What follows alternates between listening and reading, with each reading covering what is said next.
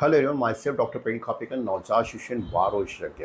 हर साल जो है 28 जुलाई को वर्ल्ड हेपेटाइटिस डे सेलिब्रेट किया जाता है। इसका जो मुख्य कारण है, प्रसिद्ध वैज्ञानिक डॉक्टर बारक ब्लमबर्ग, इनका जन्म जो है 28 जुलाई को हुआ था और 1976 में जो है नोबेल पुरस्कार मिला था। इन्होंने जो हेपेटाइटिस बी वायरस की खोज की थी, साथ में हेपेटाइटिस बी वायरस के इलाज के लिए इसका परीक्षण और टीका का जो है आविष्कार किया था। वर्ल्ड हेपेटाइटिस डे सेलिब्रेट करने का जो मुख्य कारण है, लोगों को हेपेटाइटिस के प्रति जागरूकता पैदा करना, उनकी समझ बढ़ाना। आपको यह जानकर आश्चर्य होगा कि भारत में जो है तकरीबन 5 करोड़ लोग हेपेटाइटिस बीमारी से संक्रमित हैं और भारत में हर साल 2.77 लोग जो है 2.77 लाख लोग जो है लीवर की बीमारी की वजह से मरते हैं और उसमें 2/3 लोग जो है हेपेटाइटिस बी और सी वायरस के संक्रमण की वजह से मर जाते हैं। और उसमें आपको यह जानकर आश्चर्य होगा कि इसमें 80 से 90% लोगों को यह पता नहीं रहता कि इस वायरस से संक्रमित हो चुके हैं। इस साल का जो थीम था वो है वी आर नॉट वेटिंग। हम इंतजार नहीं कर रहे हैं कि हमें वायरस संक्रमण हो जाए और हमारी जान चली जाए, क्योंकि हेपेटाइटिस एक जो है साइलेंट किलर का काम करता है। आइए इस वर्ल्ड हेपेटाइटिस डे पर मैं आपको यह जानकारी देता हूँ कि हेपेटाइटिस क्या होता है, किस वजह से होता है, इसके लक्षण क्या है और इसके इलाज और बचाव के लिए हमें क्या करना चाहिए। हेपेटाइटिस अर्थात जो है लीवर में सूजन आना, जिसे लीवर अपना काम नहीं करता। लीवर हमारे शरीर का बहुत ही महत्वपूर्ण भाग है। लीवर हम जो भी खाते हैं उस खाने से जो एनर्जी पैदा करने के काम आता है। नंबर 2, लीवर जो है शरीर से पूरी गंदगी निकालता है। नंबर 3, लीवर जो है ब्लड का शुद्धिकरण करता है, बहुत सारे हार्मोन बनाता है, बॉडी में विटामिन एसिमुलेट करता है। ये सब काम लीवर करता है। अगर लीवर में सूजन आ गई, लीवर में इन्फेक्शन हो गया तो लीवर यह काम नहीं कर पाता और उसके शरीर में बहुत सारे लक्षण दिखते हैं। अब हम जानेंगे हेपेटाइटिस किस वजह से होता है।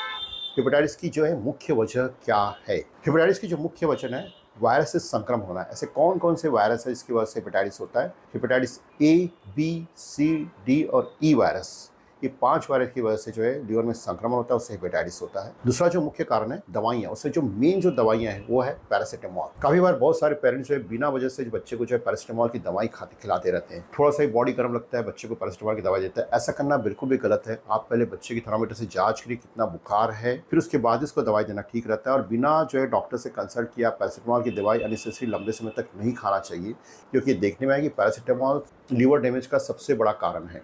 नंबर 3 जो मेन कारण है वो ऑटोइम्यून हेपेटाइटिस बोलते हैं, मतलब शरीर की प्रतिकार शक्ति लीवर को डैमेज करती है। अब हम लोग बात करेंगे कि हेपेटाइटिस वायरस के संक्रमण से कैसे होता है। हम बात करते हैं पहले हेपेटाइटिस ए और ई का संक्रमण कैसे होता है। ये संक्रमित पानी या संक्रमित खाद्य पदार्थ के संपर्क में आने से होता है। जनरली बारिश के सीजन में ज़्यादा होता है। जो हम बाहर की चीज़ें खाते हैं और अगर संक्रमित पानी और खाद्य पदार्थ के संपर्क में आ गया तो हमें यह इन्फेक्शन हो जाता है। हेपेटाइटिस ई कभी कभी प्रेग्नेंट मदर में होता है, उसकी वजह से नवजात शिशु में होने की संभावना बनी हुई रहती है। इस बात का ध्यान रखना चाहिए। अब हम बात करेंगे हेपेटाइटिस बी और सी का संक्रमण कैसे होता है। यह है संक्रमित ब्लड, बॉडी फ्लूइड, सीमेन, इनके संपर्क में आने से होता है।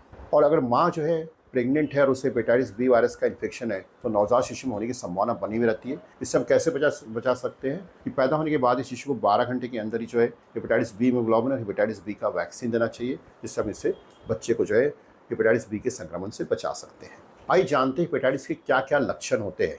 नंबर 1 जो है बुखार। नॉर्मली 100-101 डिग्री तक बुखार आता है। बुखार 2-3 दिनों के लिए आता है। काफ़ी बार जो है बुखार नहीं भी आता है, इसके साथ में फ्लू के लक्षण भी दिखते हैं। दूसरा जो है पेशाब का पीला दिखना। तीसरा जो है जी मचलना, उल्टी आना, खाने की इच्छा न होना, बहुत ही थकान आना, पेट में दर्द, आँखों का पीला दिखना, पेट में कभी कभी सूजन दिखती है, हाथ पैर जोड़ों में दर्द, यह भी लक्षण दिख पड़ते हैं। काफ़ी बार उल्टी में कभी कभी ब्लड भी दिख पड़ता है। संडास का कलर सफ़ेद दिखता है या कभी कभी संडास से ब्लड भी दिखते हैं। तो यह सब लक्षण हमें जो है हेपेटाइटिस में दिखते हैं। अब हम बात करेंगे क्या हम हेपेटाइटिस को खून की जांच के द्वारा पता कर सकते हैं। यस, हम खून की जांच के द्वारा हेपेटाइटिस ए, बी, सी और ई वायरस को खून की जांचों के द्वारा पता कर सकते हैं और इसके हिसाब से हम जो है इलाज कर सकते हैं। क्या हेपेटाइटिस जो हेपेटाइटिस वायरस का जो संक्रमण होता है वो इलाज के द्वारा ठीक हो जाता है? हेपेटाइटिस ए और ई नॉर्मली जो इलाज के द्वारा ठीक हो जाते हैं। ठीक होने के लिए कम से कम कभी कभी हमें 1.5 से 2 महीने भी लग जाते हैं। कभी बार बहुत ही कम मरीज में जो है हेपेटाइटिस ए और ई वायरस की वजह से लीवर फेल हो जाता है और कभी कभी हमें लीवर ट्रांसप्लांट की जरूरत भी पड़ जाती है। इस बात का ध्यान रखना चाहिए। हेपेटाइटिस बी और सी क्या इलाज के द्वारा ठीक हो जाते हैं? इलाज के द्वारा तो ठीक हो जाते हैं, लेकिन काफ़ी बार इनके लंबे समय तक हेपेटाइटिस वायरस बना हुआ रहता है, जिसकी वजह से जो कैरियर में कन्वर्ट हो जाते हैं, अर्थात इससे दूसरों को हेपेटाइटिस बी और सी होने की संभावना बढ़ जाती है। साथ में काफ़ी बार क्रोनिक हेपेटाइटिस हो जाता है, काफ़ी बार लीवर डैमेज हो जाता है, सिरोसिस ऑफ लीवर बोलते हैं, लीवर फेल हो जाता है और साथ में लीवर कैंसर होने की संभावना बढ़ जाती है और काफ़ी बार जान चली जाती है। काफ़ी बार हमें लीवर ट्रांसप्लांट की भी ज़रूरत पड़ जाती है। अब हेपेटाइटिस से हम कैसे बचाव कर सकते हैं, इसके रोकथाम के लिए हमें क्या करना चाहिए? सबसे इम्पॉर्टेंट चीज़ है हेपेटाइटिस ए और बी के रोकथाम के लिए टीकाकरण अवेलेबल है। हम इसे टीकाकरण द्वारा हम इससे बच सकते हैं। हेपेटाइटिस बी का टीका जन्म के बाद ही शिशु को लगाया जाता है, पैदा होने के बाद 1 महीने में और फिर 6 महीने में लगाया जाता है, या इसके डिफरेंट शेड्यूल रहते हैं। साथ में अगर हमने कभी हेपेटाइटिस बी का टीका नहीं लगाया तो हम डॉक्टर से संपर्क करके हेपेटाइटिस बी का टीका लगा सकते हैं। हेपेटाइटिस ए का टीका भी अवेलेबल है। नॉर्मली 1 साल के बाद में 2 डोज लगाया जाता है और ये हम किसी भी उम्र में लगा सकते हैं हेपेटाइटिस ए का टीका। हमें इस बात का ध्यान रखना चाहिए, अगर आपने हेपेटाइटिस ए का टीका नहीं लगाया तो डॉक्टर से संपर्क करके टीका लगवा सकते हैं। हमें और रोकथाम के लिए हमें क्या करना चाहिए? हमें बिल्कुल आसपास बिल्कुल स्वच्छता बनाए रखना चाहिए। शौच से आने के बाद हमें हाथ अच्छे से वॉश करना चाहिए। खाना खाने के पहले हमें हाथ अच्छे से धोना चाहिए। साथ में हमें जो है बाहर की चीज़ें बिल्कुल नहीं खाना चाहिए। हम जो बाहर की चीज़ें रोड पे खाते हैं, वेंडर्स से लेके खाना खाते हैं, प्रोसेस फूड खाते हैं, इसका सेवन बिल्कुल नहीं करना चाहिए। स्पेशली बारिश के सीज़न में नहीं करना चाहिए। इस बात का हमें ध्यान रखना चाहिए। मैं आशा करता हूँ हेपेटाइटिस के बारे में इस वीडियो में जो भी जानकारी दोगी आपके लिए बहुत ही उपयोगी होगी और आप इससे अपने आप को हेपेटाइटिस से जो है बचा सकते हैं।